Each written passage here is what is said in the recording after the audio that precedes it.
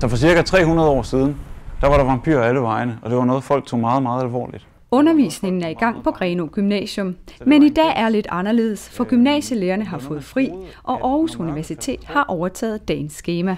Det kræver, at man kan holde et oplæg, et foredrag, en forelæsning, hvad skal man kalde det, på 3 kvarter, hvor man får fortalt om det, man underviser indenfor. Det hedder Det Rullende Universitet og er et tilbud til landets ungdomsuddannelser om at skifte en almindelig undervisningsdag ud med en dag i selskab med forskere og studerende fra Aarhus Universitet. Når mørket faldt på, og ulvene begyndte at hyle det fjerne, så begyndte de levende døde at bevæge sig rundt i nattens mørke og suge blod af alle de andre.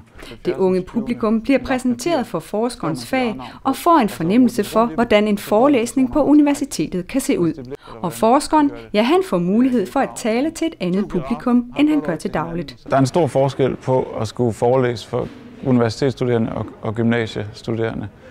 Nok primært derved, at universitetsstuderende er så høflige og velopdragende, at de nikker og virker opmærksomme, når man forelæser for dem, selv hvis de i virkeligheden er faldet i søvn indeni, og deres sjæl er krøbet i fosterstilling af kedsomhed. Det er ikke tilfældet med de gymnasiestuderende. Hvis de ikke er både oplyst og underholdt, så kan man se det på dem med det samme. Så ruller de med øjnene og bliver flakkende i blikket og falder i søvn. Mathias Claesen forsker i monstre, og han har før rejst rundt med Det Rullende Universitet. For ham er det en god måde at nå ud til et bredt publikum, men også en god øvelse i at formidle sit fag.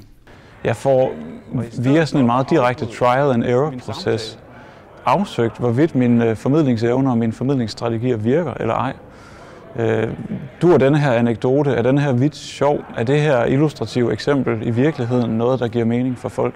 Så der får jeg skærpet formidlingen af min egen forskning. Jeg synes, det er en meget anderledes undervisning, og jeg synes, det er helt vildt fedt, fordi du får et helt andet indblik i det. Det er meget, når lærerne står og snakker på sådan noget tavleundervisning og sådan noget, så er det meget med dialog, og det er meget med andres meninger og synspunkter på tingene. Her, der synes jeg, at der handler det bare om netop at suge viden til sig. Og der er der heller ingen, der falder i søvn under monsterforelæsningen.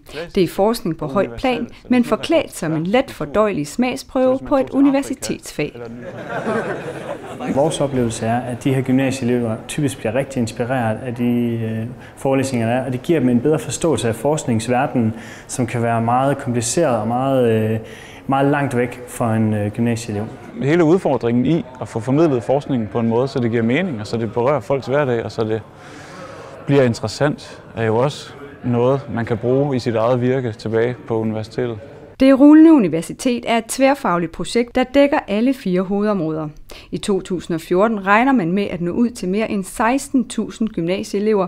Det er omkring 35 gymnasier landet over, og et publikum på op til 700 elever ad gangen. I bund og grund er det jo et skulderklap til den person, der kommer ud, i form af, at man virkelig får lov til at have mulighed for at inspirere rigtig mange unge mennesker i forhold til deres valg af uddannelse og fremtidige vej. Det giver en følelse af, at ham her, der står heroppe og fortæller dig om noget, han ved fandme noget om sit emne, ikke også? Altså, og du kunne godt selv tænke dig at være den her vidende person, der står og belærer folk om det. Altså, det giver en anerkendelse, en helt vildt fed anerkendelse.